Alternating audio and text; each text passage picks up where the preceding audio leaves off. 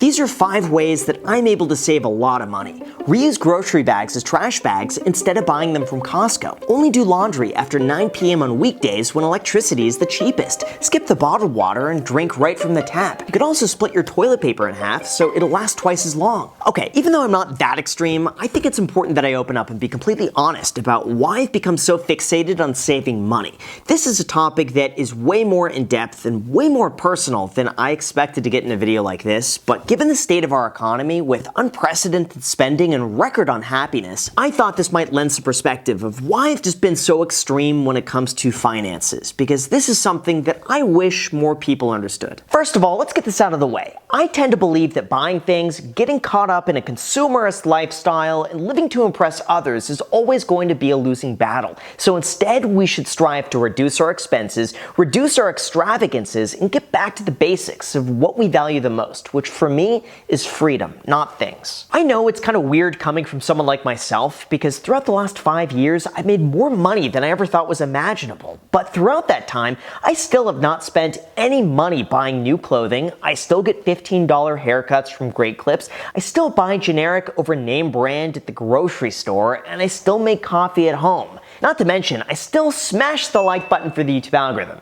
Okay, I gotta put it somewhere, so I'm putting it here. If you haven't done it already, it helps out a lot. Thank you. Anyway, I'm sure most people hear this and they think I'm a bit crazy. And to be honest, I'm certainly eccentric when it comes to finances. I am by far an extreme on both sides of the spectrum, because on the one hand, my income is really high, and on the other hand, I do everything possible to keep my personal expenses as low as I can. That's not normal, and I don't expect everyone to live as though they're constantly pinching pennies for the rest of their life. But I do also believe that there's a sense of tranquility that comes with having really low overhead, saving money, and not having a lot of clutter that's weighing you down. And throughout the last few years of operating like this, I have learned a lot. Let me explain. First of all, having any type of financial overhead just stresses me out, like having a huge mortgage or a giant car payment or anything else that I'm financially obligated to makes me feel trapped and like I'm on a hamster wheel just running to keep it going. It's almost as though the joy just gets zapped away when the moment sinks in that you realize you're signing away years or even decades of your life just to pay for a lifestyle that you never really needed in the first place. Having that type of stress causes me to resent the work I do, and it stifles my creativity of pursuing my passions. It just takes the fun out of it. Like, what's the point of owning all of these things if you're obligated to work the next 30 years, 80 hours a week just to pay for it? To me, that idea just never made any sense. It would feel like a prison. That's why I've always preferred a financially minimalist lifestyle, where I never personally spend any more money than my investments make.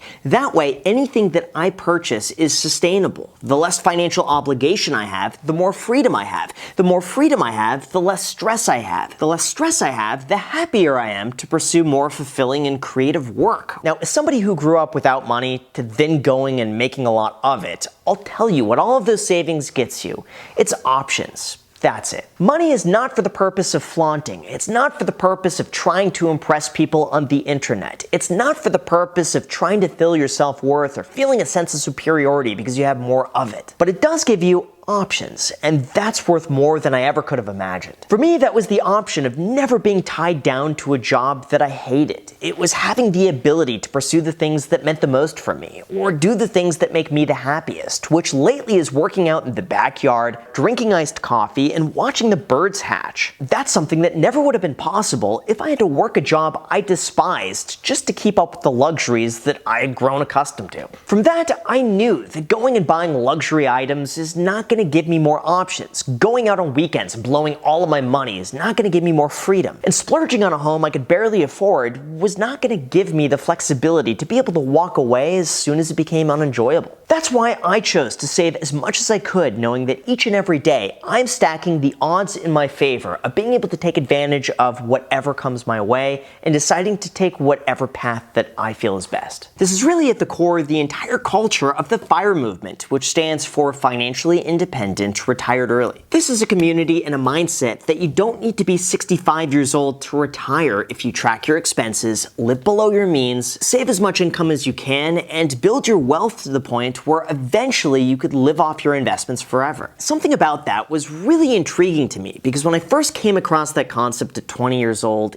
it just clicked that this was the path to eventually living life on your own terms, around your own schedule, doing things that you want to do when you want to do them. And all of a sudden, it was no longer crazy to want to save all of my income because every dollar that I saved got me $1 closer to eventually making that a reality. This also gave me a really strong objective to work towards. Like, I knew that one day I wanted all of my investments to cover my overhead. And from that point on, that became my entire motivation for investing. Like, I remember after I bought my first rental property, I started making about $30 a day in net income. And I thought to myself, that worked out to be the equivalent of $5.62 every single hour if I worked a 9-to-5 job Monday through Friday. I know it sounds kind of funny, but I also thought to myself that that $30 a day also works out to be a free all-you-can-eat sushi every single day for the rest of my life, which was really cool to think about. And that lit the fire underneath me just to keep going. Pretty soon, I wanted to expand my investments to eventually cover the cost of my gym membership, my phone bill, car insurance, groceries, you name it. At the time, I literally made a list of every single one of my monthly expenses, and then I came up with a plan of how I was able to make enough money to buy investments to pay for all of them.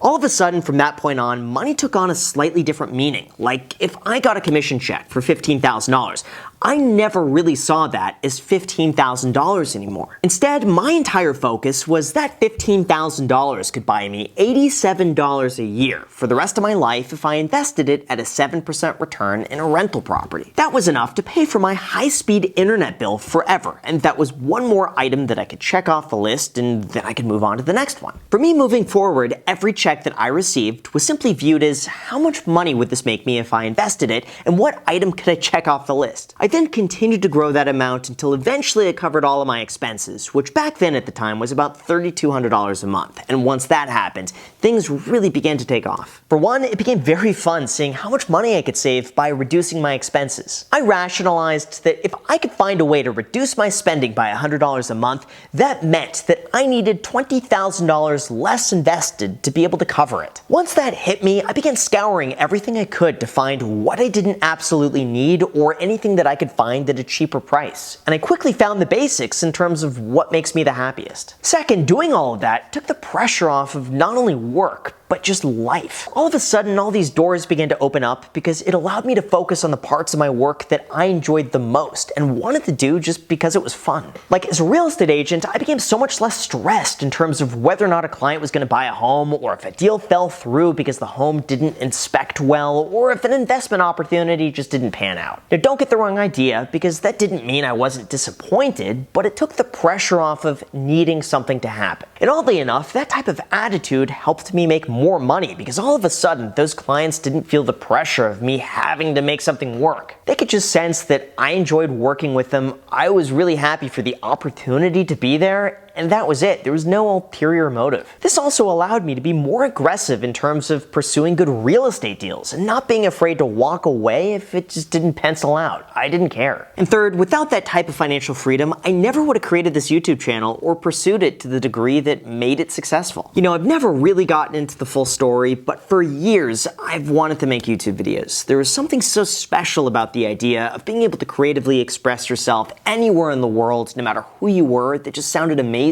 And after a long time of putting it off, in late 2016, I posted my first video about how I got started in real estate. No joke, from that moment on, I just intuitively felt that this was the path that I should be pursuing, even though at the time it made absolutely no money. It was purely a passion project that I wanted to work on because I enjoyed it. It was just my idea of fun to hyperfixate on creating consistent videos, talking about the topics I was interested in, and learning what did well with the algorithm, even if that meant being financially irresponsible by not taking on extra business as a real estate agent. But I could afford to do that since money wasn't the driving force. Now, on the other hand, had I been spending $10,000 a month on this luxurious lifestyle that everyone else was getting accustomed to, I wouldn't have been able to risk my entire real estate career to pursue something else. But because I lived so frugally, because I didn't have all of those things, I didn't have to worry about the financial repercussions of pursuing a passion project because I wanted to. And for those next 6 years, I continued saving everything that I possibly could, knowing that whenever the next thing came around, I would be able to follow it because frugality has always given me those choices in the past. Now, that is not to say that I still split toilet paper to save a few cents.